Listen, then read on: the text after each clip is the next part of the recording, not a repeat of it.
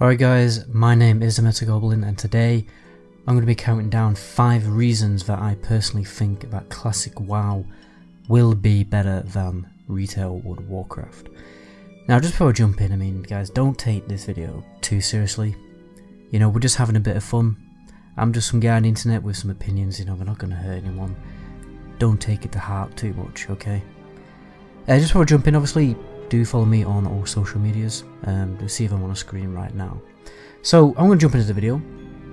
First point I want to make is, you know, introducing this video, as I feel that Classic WoW and Retail are very difficult to compare. Personally, I think all I can really do is talk about all the great things about Classic WoW, but they are quite hard to compare. Very different games now. I think Retail World of Warcraft really has evolved with the times. It's adapted itself to the smartphone, the millennial generation, I believe, you know, where the game is tailored to give players a lot of instant gratification and not really make us work towards things too much.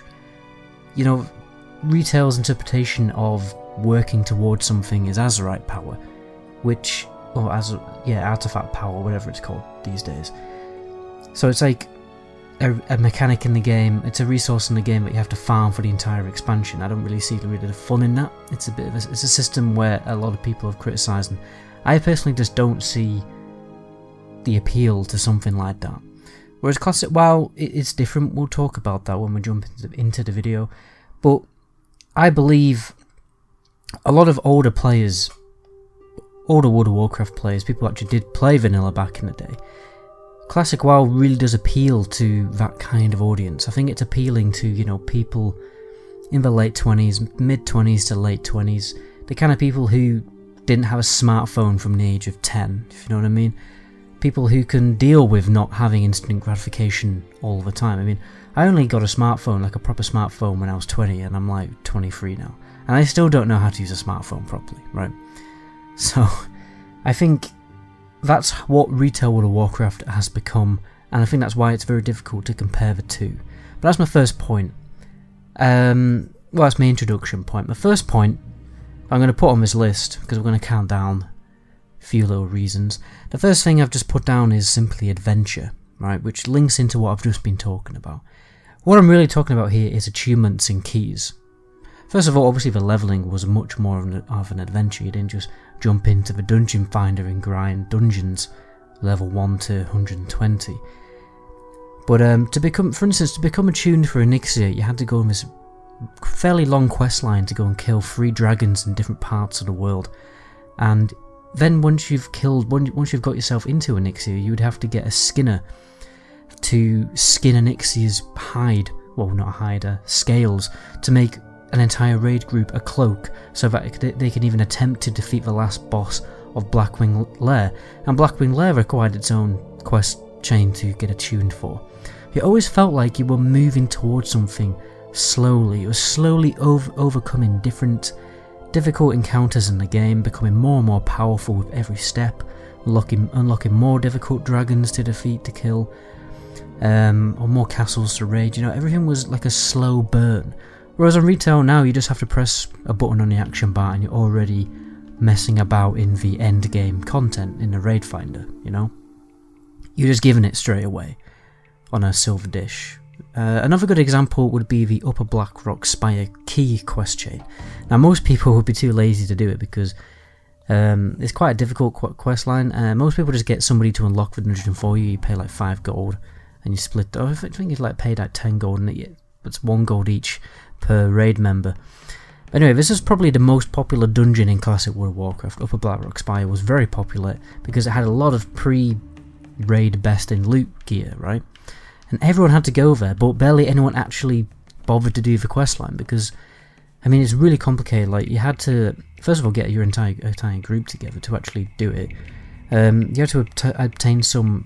It started with a very small kind of quest line to obtain certain items from the lower Blackrock Spire, and then it would eventually end in this little mini boss where you'd have to get a priest to mind control this Drake to basically force the boss to go into this certain area, and that's how you create your key. Like, you got this little interesting quest line, and it ended with a cool little mini boss. And you haven't even entered a raid at this point, right? You haven't even entered a dungeon. This is all open world questing, adventurous content, right? Which is pretty cool. And then you'd have to do that, all these things, in order to get a key to the dungeon. Like, you had to do all these things before you even jumped into a dungeon. I really do like that sense of adventure. Another good example would be the Warlock class quest. Class quests did the same kind of thing. You had to go on little mini adventures, travel across the far corners of the world to get certain, well, more powerful spells for your class. For instance, for Warlock, you had to go to certain areas to tame certain demons, and then you would learn about that demon on the questline. You would learn how to tame that demon and master that demon, and then you would get back, and there you go, you can learn how to summon that demon. But these days, you're just given it, right? You're just given it on a silver plate. Instant gratification, you're just given the pet. These days, you don't even have to go to a trainer to get it. You just automatically get it when you level up, right? Which is not, I just don't like that, right? Another example would be, this is not a classic WoW example, this is actually a Wrath of the Lich King example, but there's this questline, the Jeeves questline is quite interesting. It's basically a repair bot, this like mechanical butler you could get in Wrath of the Lich King, and you had to go on a really long questline to obtain all the repair bot schematics from classic WoW. Just sent a little adventure on all these different classic dungeons, and I thought that was quite cool. And then obviously at the end you get a really cool reward. Second thing I've put down here is class fantasy and class identity. I mean, class identity felt stronger in vanilla because of the little RPG gimmicks that every class had. None of it stands out more than a rogue, right? Because as a rogue you have even have class specific professions like lockpicking and poison making. I mean, lockpicking was really useful in vanilla. Back then, chests and footlockers used to drop, which contained pretty useful gear, where you could just sell it on the auction house to make a bit of money. And you could also open dungeons that had, obviously, like we just talked about before, that required long quest lines to even unlock in the first place, or in order to get the key. And you could just unlock the entrance to certain dungeons as a rogue, which was really useful and very cool. And it was also very essential to progress your class. To level lockpicking was essential to progress your class, because you required on the quest. Jesus Christ, starting to sound like Jonathan Ross now.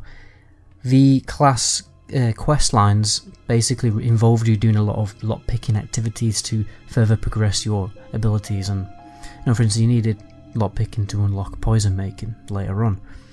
Another example would be hunters. Hunters had way more customizability with, for instance, the training window, so you could build up your pet to more adapt to your preferred playstyle. You could just customize how your pet leveled up and what abilities he learned and stuff like that. I mean, classes overall just felt more unique. I mean, each class brought their own unique advantage to a dungeon group or a raid group, whereas in retail, as time has gone by, these classes have felt less unique. I mean, way more classes have Bloodlust now, whereas back in Burning Crusade, I think only Shaman had Bloodlust, right? And it only applied to one group as well back then, which is actually I quite like. I quite liked the old group buff system, which is a pretty cool thing. I mean, most of the buffs these days have been removed. We don't even have buffs, right? Buffs are like unique talents now. It's strange. Paladins don't even have auras anymore, which again is quite strange. They're just not quite the same anymore. Like, so I think overall classes just feel a lot less unique. You just feel less in the role of that class, and it almost feels like I might be turning a few heads right now, but I honestly feel that the classes in World of Warcraft just feel like more like the heroes or champions, whatever you want to call them, in a MOBA game, right? It feels like more of a League of Legends kind of system now, whereas the only thing that separates classes is their active abilities, the spells which do stuff, right? And that's kind of honestly how the classes feel. They feel much more narrowed down, and the only thing that really makes them any different is their actual active abilities. Third thing I'm going to talk about is dungeons, because I much prefer dungeons in vanilla World of Warcraft. First reason I prefer them is they're simply just way more difficult. Threat is a much more important factor when it comes to vanilla dungeons. You can't just wing it and jump into an area, pull multiple mobs, expect the tank to AoE aggro. I mean, AoE aggro, what the hell is that? Right? That does not exist in vanilla pretty much. If you pull 3 mobs on the tank, the healer is going to get aimed very quickly. He's going to be drinking literally every pull, and it's just going to take way too long. And, you know, you have a pretty high chance of dying. You have to be very strategic and careful with what you pull and how you pull. You have to use CC very carefully. You have to avoid patrols. You have to stun mobs with precise timing to avoid certain deadly abilities. And for instance, fears were really annoying. A good example would be like when a tank gets feared and fear resets threat. I mean, that is a pain in the backside. But at the end of the day, no, you have to just be strategic about how you deal with that mechanic. Another great thing about the dungeons was the size of them, right? Some of them even felt kind of like their own zones, but Blackrock Depths is big enough to be considered its own zone. There are a total of like 33 bosses, 41 quests in a dungeon. I mean, some bosses you killed for gear. Most of them didn't actually have gear, but they are essential for the progression of really long quest lines. That you have to keep jumping back into the dungeon to complete your long quest lines, whereas class quest or a quest for an item or anything really. There's no, or it could even be an achievement for a different raid or a different dungeon. There are a number of different puzzles and stuff to complete. For instance, the quest for the Shadowforge key, you only discovered that accidentally by dying in a dungeon, which was pretty cool. And once you got the Shadowforge key, you could skip certain bosses, you could skip certain areas. The Heart of the Mountain quest is the most interesting. Admittedly, the reward is kind of crap, but it was interesting because you had to unlock all of the chests in the Black Vault. You might remember, people who play retail probably don't know much about this, but there's this place called a Black Vault in Blackrock Depths, and there's just randomly loads of chests everywhere on the wall. And when you unlock all of them, it unlocks this secret mini-boss. I think it does drop loot, but it's only really essential to complete this quest line. There's just so much to do in Blackrock Depths. It's by far one of my favourite dungeons of all time. It's just huge. It's like its own zone, and it just really properly feels like you're going through the mines of Moria, you know, in Lord of the Rings. It has a really good aesthetic feel to it. Another cool thing was different styled runs, right? You had different styled runs. You had, for instance, for Dire Maul, you had a tribute run where for the whole run you'd try and avoid every single boss, and it was pretty difficult to avoid every single boss.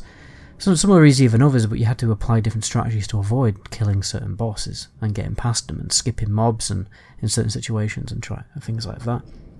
Another one would be the Lava Run for Blackrock Depths. That's a pretty cool run because you're just trying to like skip certain bosses.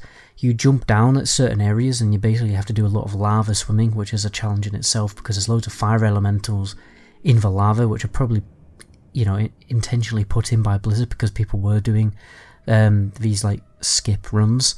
But yeah, lava runs are really fun because you can get to the last boss very, very quickly, and yeah. Last thing, Scarlet Monastery was also a really good example. Scarlet Monastery felt like its own kind of really big area. These days dungeons are connected, and these days, like in retail, dungeons aren't connected. You don't have 4 dungeons associated with the same area, right? They're relatively small dungeons now, and they're scattered around the map, where you have...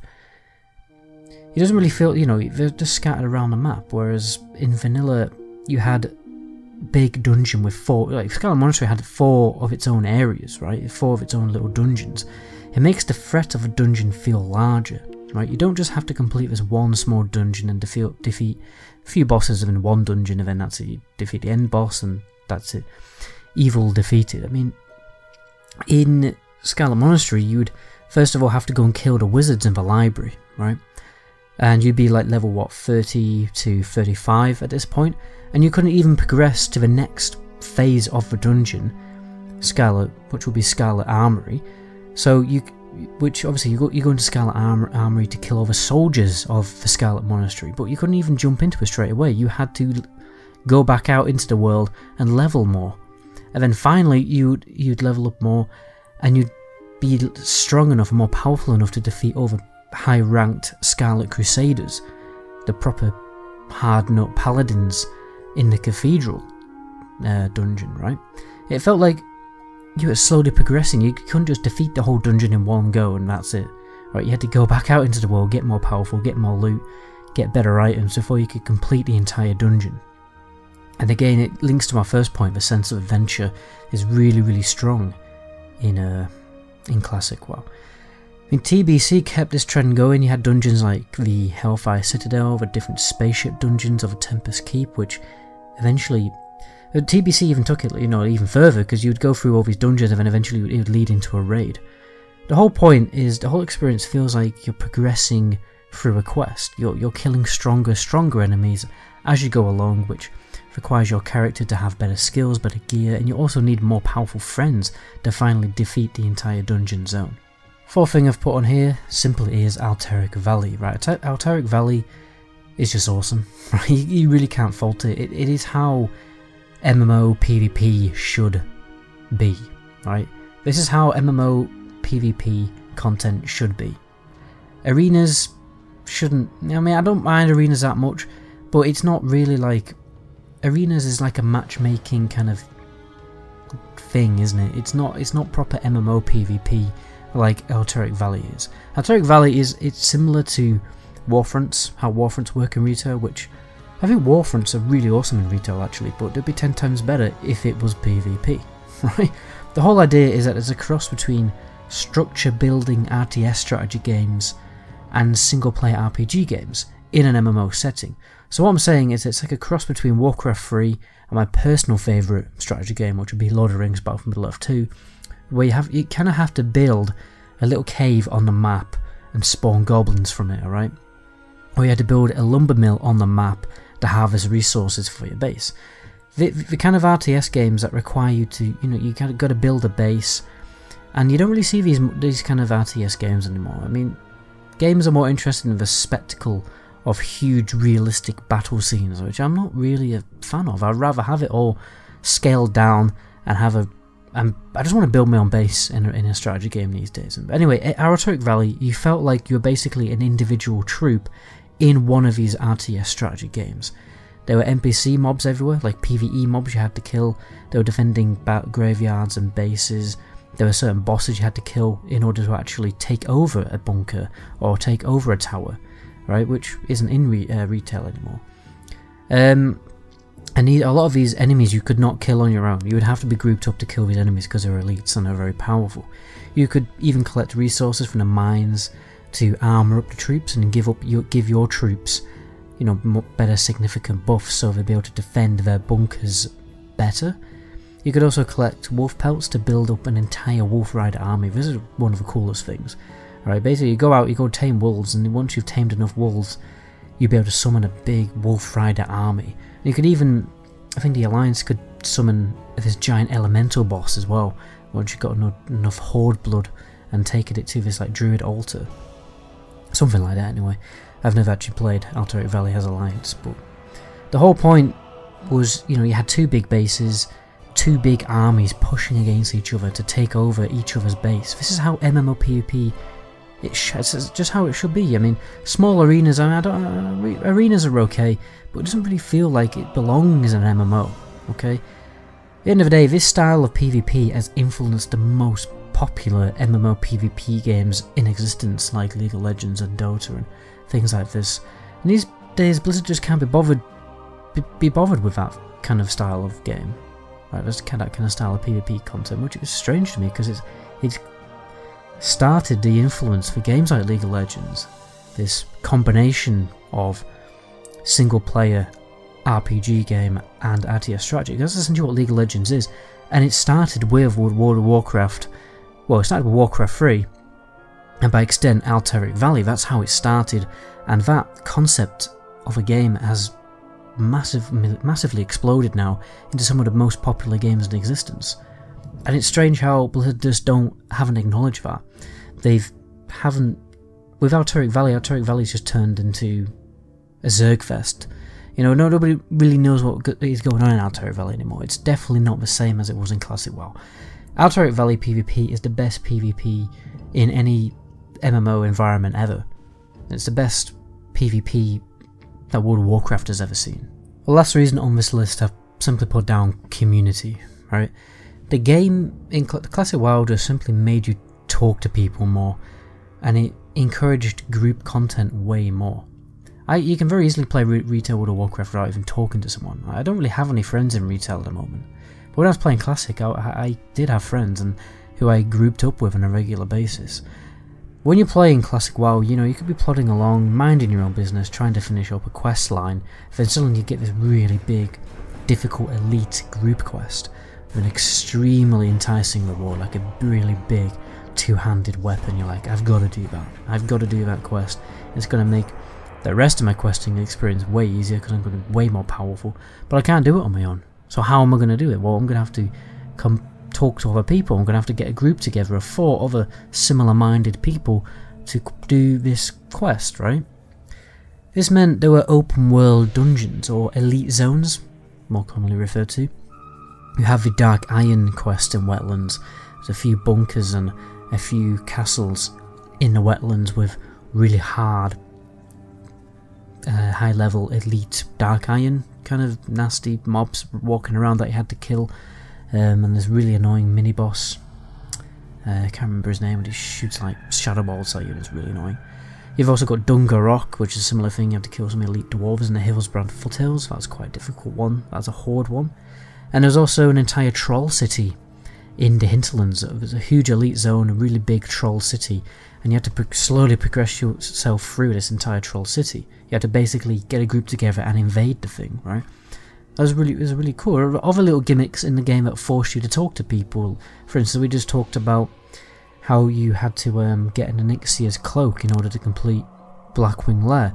In order to complete a number of different quests, you would have to just, or even your own profession quests, you had to go out and seek other players who had leveled up professions you just simply hadn't, right?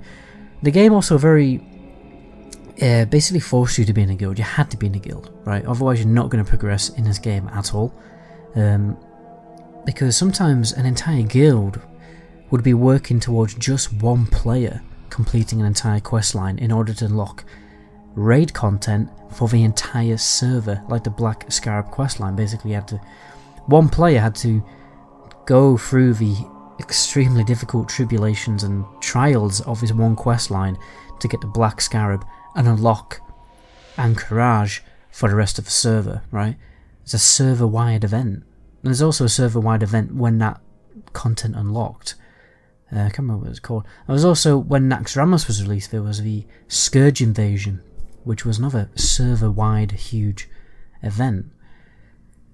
Anyway, overall the game, you know, Classic WoW had a stronger server-wide guild-focused community. People just interact with each other more in Classic, whereas now you could complete the objective of the game just on your own. You can pug raids and other content in the group finder and just be matched up with strangers, and that's it. You just zerg the content, and you can what is it? What's the end boss now? Gahoon. You can defeat Gahoon without saying a single word. you can defeat Gahoon right now without saying a single word in chat. That would be fundamentally impossible in Classic World of Warcraft. You would not be able to defeat Kel'Thuzad without saying a word to anyone, right? You wouldn't even be able to defeat any endgame boss without talking to anyone. And that's just how Classic WoW is. Anyway guys, I'm going to end the video there because I've pretty much broken my voice, right? I've been talking for so long for this video. Anyway, my name is Goblin, and to my next video, ciao.